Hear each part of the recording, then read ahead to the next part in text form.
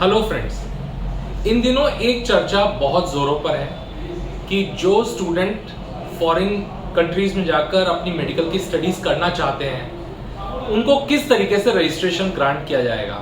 NMC gazette आया और उसके बाद ये चर्चा स्टूडेंट, पेरेंट्स और कंसल्टेंट्स के बीच में चल रही है।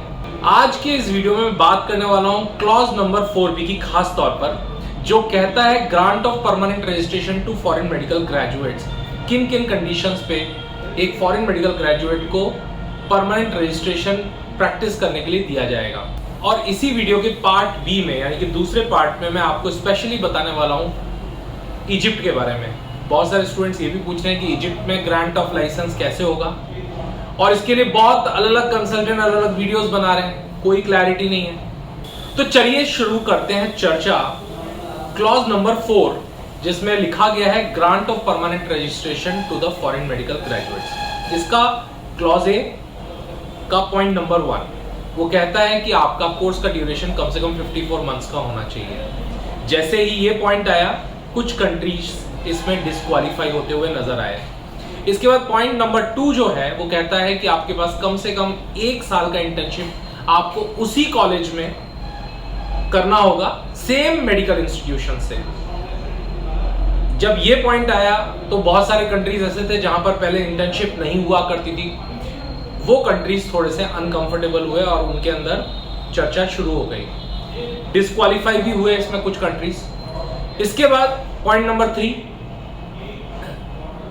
कि स्टूडेंट को जो फॉरेन मेडिकल डिग्री मिलनी चाहिए उसका मीडियम ऑफ इंस्ट्रक्शन इंग्लिश होना चाहिए। अब यहाँ पर भी बहुत सारे कंट्रीज अलग अलग लैंग्वेजेस में पढ़ाते थे, कुछ बाइलिंगुअल थे, यहाँ पर डिस्टर्बेंसेस हुए तो वो सारे कॉलेजेस और कंट्रीज भी इससे प्रोसेस से बाहर हो गए। लेकिन इसके अंदर एक पॉइंट ऐसा है जिसपे सभी कंट्रीज को प्रॉब्लम है और बहुत डिस्कशन इस पे चल रहा है, वो है पॉइंट नंबर 4B।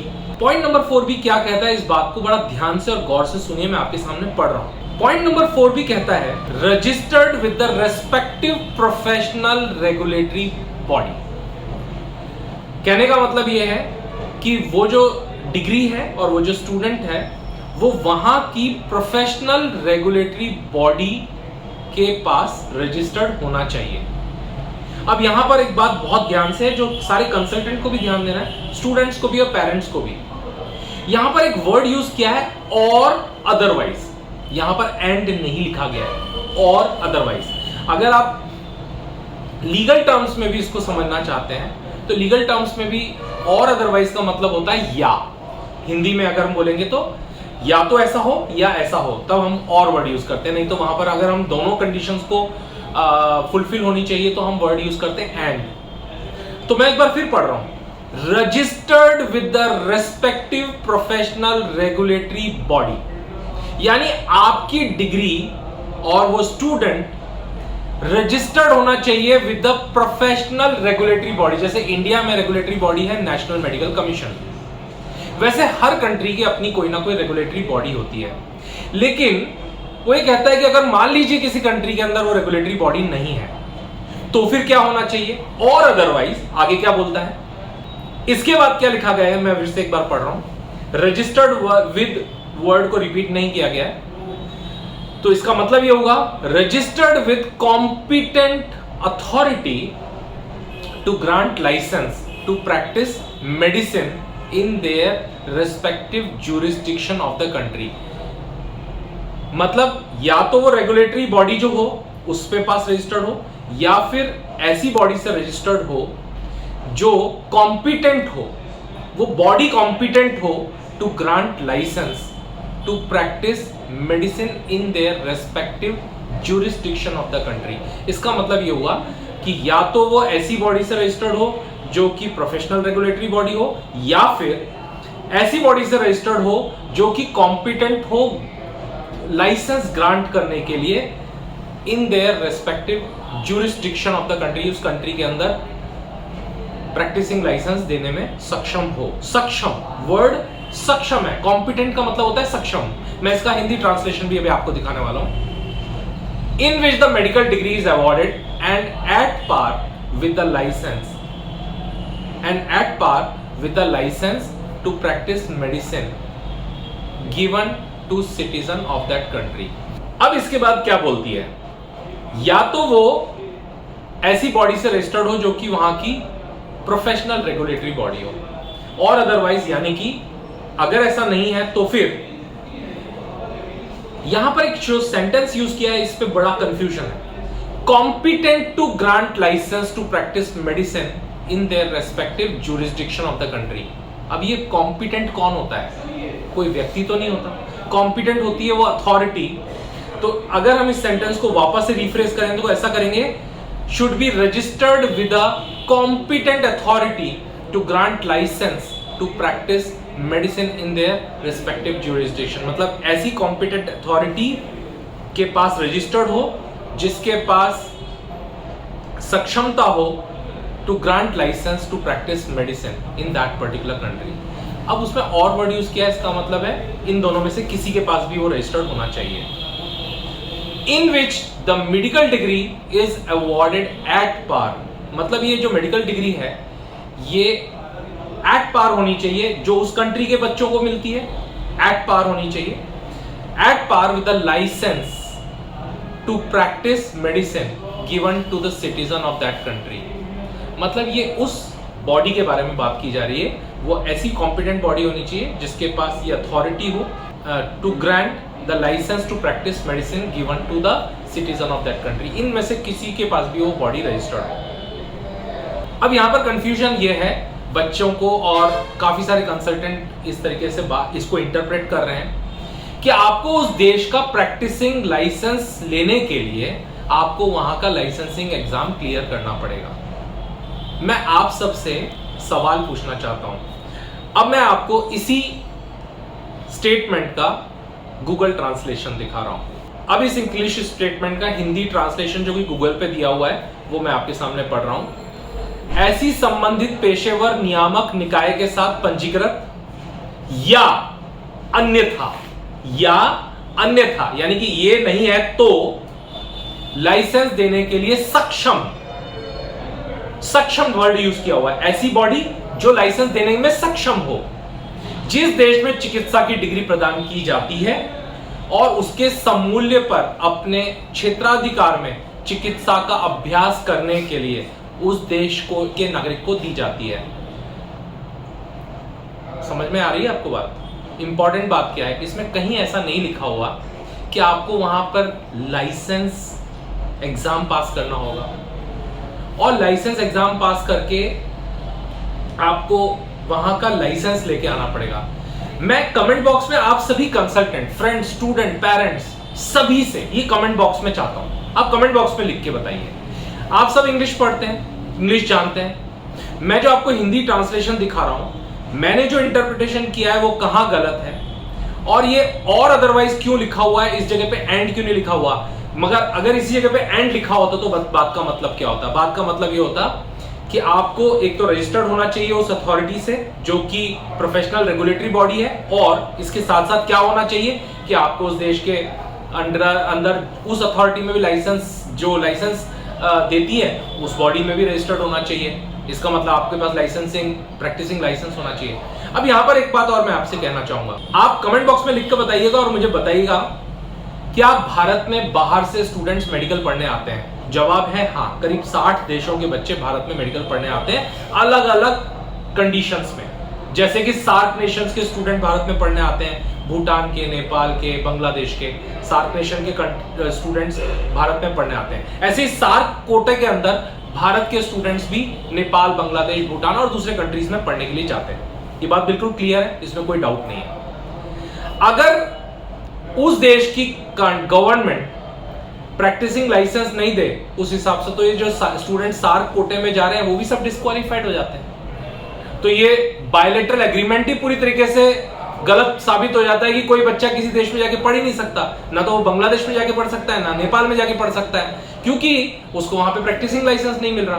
तो प्रैक्टिसिंग लाइसेंस नहीं मिल रहा है तो फिर सार्क नेशन आपस में एक दूसरे का स्टूडेंट एक्सचेंज कैसे कर रहे हैं? और अगर स्टूडेंट यहाँ के पढ़ रहा है या वहां जाके पढ़ रहा है तो फिर वो तो स्टूडेंट डिस्क्वालीफाइड हो गया।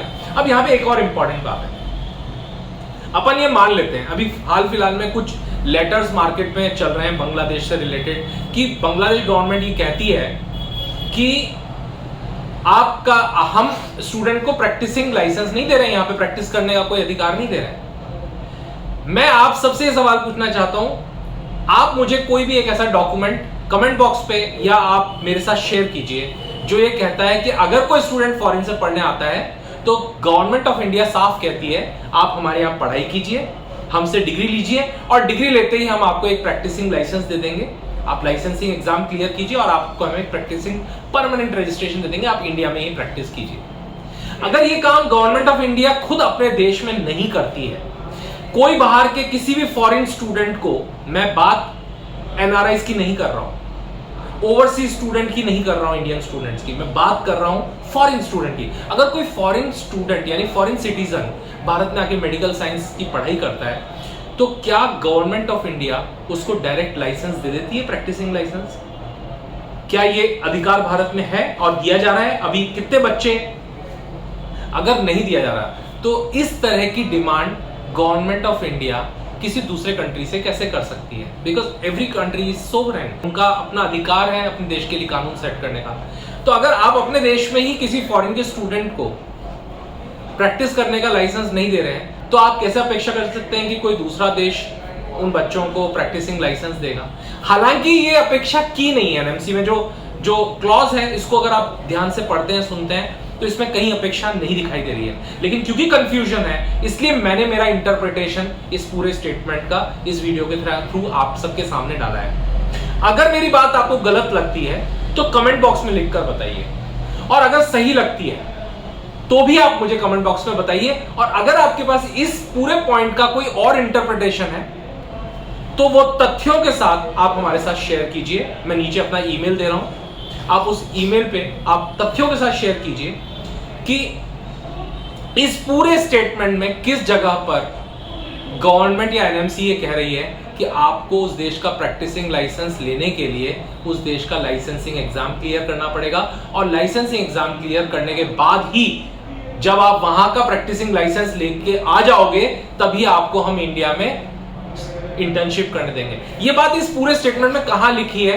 आप अपने कमेंट्स मेरे साथ शेयर करें, जिससे कि मैं आपके स्टेटमेंट से शायद मुझे भी कुछ क्लैरिटी आ जाए और शायद इस चर्चा में बहुत सारे स्टूडेंट्स और कंसल्टेंट्स को भी एक क्लैरिटी आ जाए, क्योंकि ये परेशान करने वाला क्लॉज है पर इसमें कहीं ऐसा लिखा हुआ नहीं है। उम्मीद है आपको मेरे इस वर्जन से कुछ क्लैरिटी मिली होगी।